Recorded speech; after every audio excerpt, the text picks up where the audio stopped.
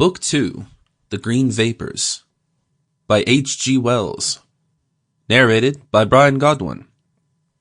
Chapter 1, The Change. Section 1. I seemed to awaken out of a refreshing sleep. I did not awaken with a start, but opened my eyes, and lay very comfortably, looking at a line of extraordinarily scarlet poppies that glowed against a glowing sky. It was the sky of a magnificent sunrise, an archipelago of gold-bleached purple islands floated in a sea of golden green.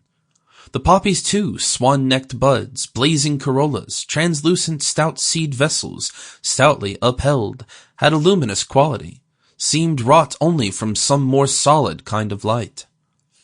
I stared unwonderingly at these things for a time, and then there rose upon my consciousness, intermingling with these, the bristling golden green heads of growing barley.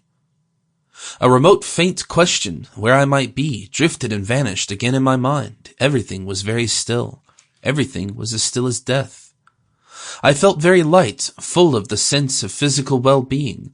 I perceived I was lying on my side in a little trampled space in a weedy, flowery barley field that was in some inexplicable way saturated with light and beauty. I sat up and remained for a long time filled with the delight and charm of the delicate little convolvulus that twined among the barley stems, the pimpernel that laced the ground below. Then that question returned, what is this place? How had I come to be sleeping here? I could not remember. It perplexed me that somehow my body felt strange to me.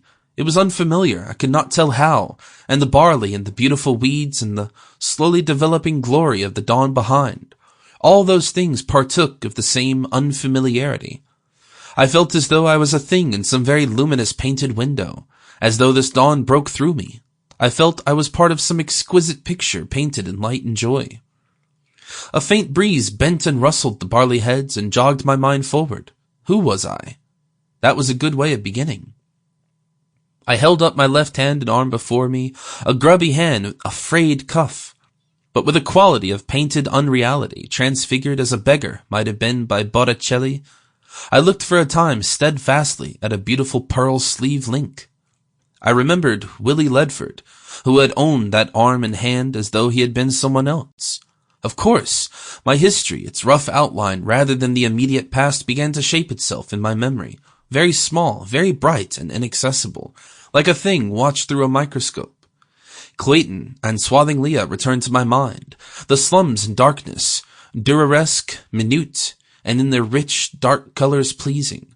And through them I went towards my destiny. I set hands on knees recalling that... Sample complete. Ready to continue?